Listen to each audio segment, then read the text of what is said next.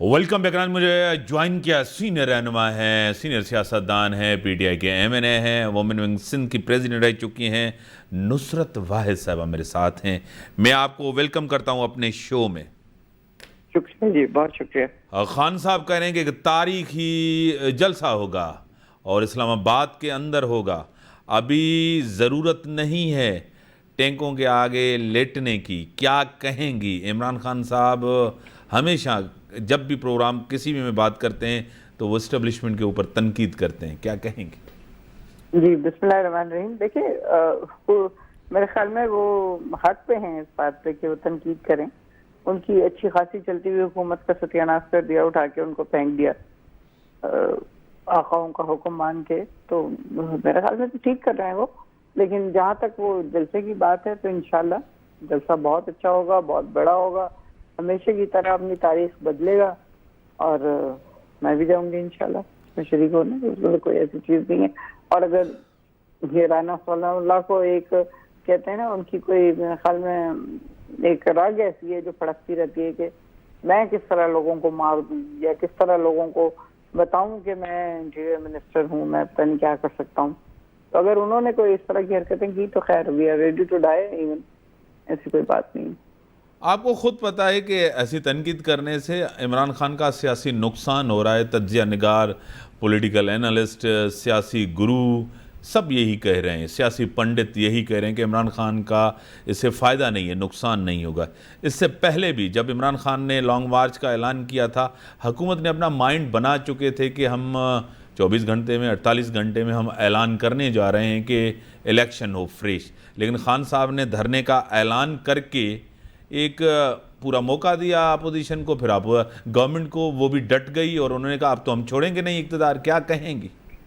देखिए, फवाद ने मेरे ख्याल में 1-2 दिन पहले ही बयान दिया है इस तरह का कि ये चीजें काफी तय हो गई थी कि ये इलेक्शन करवा देंगे। और हम लोग भी इस बात के ऊपर राजी हो गए थे कि हम असेंबली में वापस आते हैं और ये इलेक्शन की डेट दें। लेकिन इनको लगा कि जब हम राजी हो गए तो इनको लगा कि हम तो कमजोर पड़ रहे हैं। चलो जी, हम कमजोर पड़ रहे हैं तो हम फिर उसके बाद पीटीआई अगर कमजोर पड़ रही है तो नून लीग में तो फिर अपने उस पर खड़े ही हो जाना है, पता नहीं पहाड़ों पे जाके। तो खैर वो चीज खत्म हो गई। तो फिर उसके बाद ये हुआ है कि जो खान साहब ने लॉन्ग मार्च की कॉल की थी और उसके बाद धरने की या वटेवर जो भी, लेकिन वो उसका इसके साथ कोई ताल्लुक नहीं है। उसका ताल्लुक इनके एक्शन की वजह से, जो फवाद ने जो बयान दिया था उससे मुझे मतलब जो अंदाजा हुआ है वो ये है। मैडम, आपको खुद पता है कि पार्टी के अंदर जब आप इक़्तिदार में थे भी काफ़ी लोगों ने या तो दूर चले गए थे या तो पार्टी से साइड लाइन हो गए थे। कुछ ने तो आखिरी टाइम में, आप जिसको कहते हैं लोटे हैं, गद्दार हैं, बिक गए, ज़मीर फरोशी की है उन लोगों ने। आपने ही कहा, अब कहा जाता है कि और तोड़ फोड़ होगी पीटीआई के अंदर। जिस तरह इलेक्शन आते हैं टाइम पे होते हैं या टाइम से पहले होंगे, मुश्किल वक्त तो अब आना है पीटीआई के लिए। क्या कहेंगी? देखिए, मुझे इस बात के ऊपर कोई वो शक नहीं है कि मुश्किल वक्त आना है। क्योंकि अगर प्राइम मिनिस्टर इमरान खान उस तरह के होते जिस तरह का नवाज शरीफ था या जरदारी साहब हैं, ये लोग बहुत डिप्लोमेटिक होके चीजें चला रहे होते हैं, कर रहे होते हैं। अब अगर अमेरिका से बयान आता है इस तरह का कि जी हम ये चाहते हैं, तो मोस्ट प्रोबेबली ये लोग किसी और तरीके से जवाब देते हैं। लेकिन प्राइम मिनिस्टर ने उनकी तरफ से जो चीज आई उस पर एकदम खटास करके जवाब दिया कि एब्सोल्युटली नॉट। तो वो आकाओं को बात कैसे पसंद आए हमारे। लेकिन यहाँ पे तो गुलाम नहीं था। यहाँ पे तो जो था वो उसने कहा कि मैं तो नहीं बात मानूंगा, मैं तो अपने लोगों को नहीं मरवाऊंगा। 75,000 लोग पहले मैं मरवा चुका हूँ, तो मैं तो नहीं मरवाऊंगा, मतलब हम मरवा चुके हैं।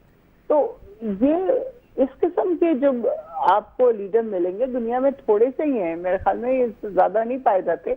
शेगोवेरा की ले लें मिसाल, या इस टाइप के और 1-2 होंगे कि ये लोग खड़े होते हैं। या सद्दाम था या लीबिया का कजाफी थे, ये लोग खड़े होने वाले लोगों में से, मुकाबला करने वाले लोगों में से। फिर उनका अंजाम भी हमने देखा, भुट्टो समेत हमने देखा कि वो जो चाह रहे हैं कि मुसलमान उनके अंदर एक ताकत आए, एक कुव्वत आए, अपनी खुद ही पैदा हो, जो कि अल्लामा इकबाल समझा के बेचारे फौत हो गए। लेकिन जब हमारे लीडर्स इस किस्म के होंगे जो जाके वहां पे बिल्कुल बिक जाए कि आप जो कहेंगे वो हम करेंगे, वो बूट पॉलिश अगर वो कहते हैं तो गलत नहीं कहते, बिलावल 3 दफा पहले गया है इस तमाम साजिश से पहले अमेरिका, और वहां जाके उनको यकीन दिलाया है कि आप हमारे आका हैं, हम आपकी हर बात मानेंगे। फिर चीफ मिनिस्टर साहब गए वहां पे और उन लोगों को यकीन दिला के आए कि ये सब कुछ होगा। जब आप इस किस्म के लोग यहाँ पे पाए जाएंगे तो मुझे बताएं फिर क्या होगा। फिर यही होगा ना जो कि हुआ, साजिश हुई, कॉन्स्पिरेसी हुई, वटेवर जो भी इसका नाम दे दें, वो सब कुछ हुआ। और जिन लोगों ने इसको सपोर्ट किया, आप देखें उनको क्या हो रहा है।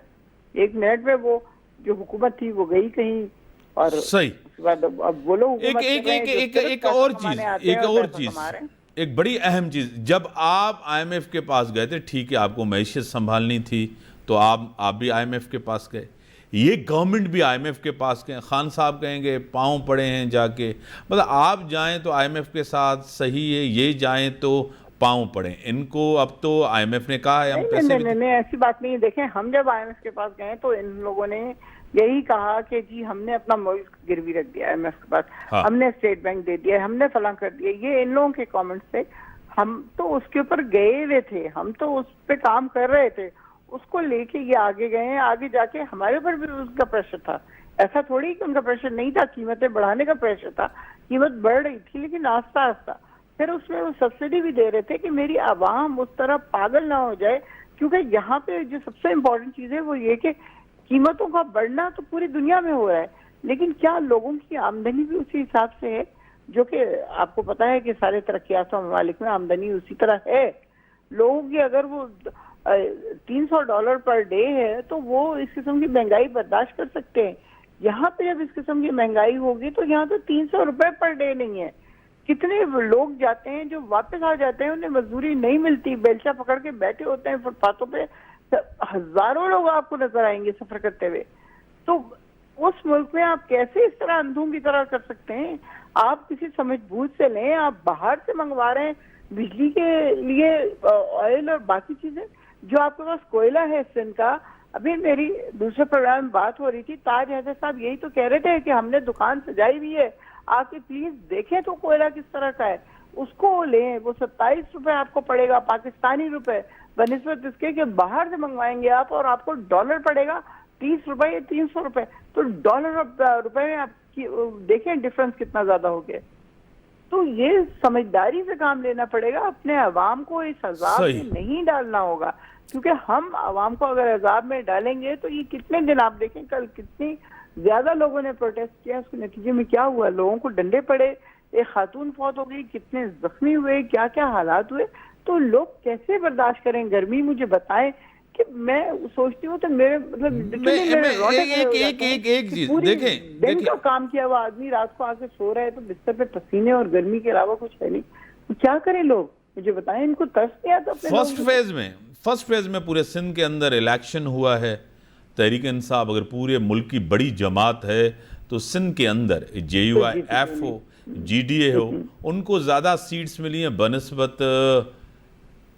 PTI को नहीं मिली। सिंध को नजरअंदाज किया है खान साहब ने, उनकी गवर्नमेंट जब थी। ऐसी बात नहीं है, ऐसी बात नहीं है। देखें, AVM को खात्मा AVM का इसीलिए हुआ है, उस मशीन को खत्म इसीलिए किया गया है कि जिस तरह पिछले 30 सालों से इलेक्शन हो रहे हैं उसी तरह होते रहे और ये दोबारा उसको जीत लें और उसमें कामयाब हुए।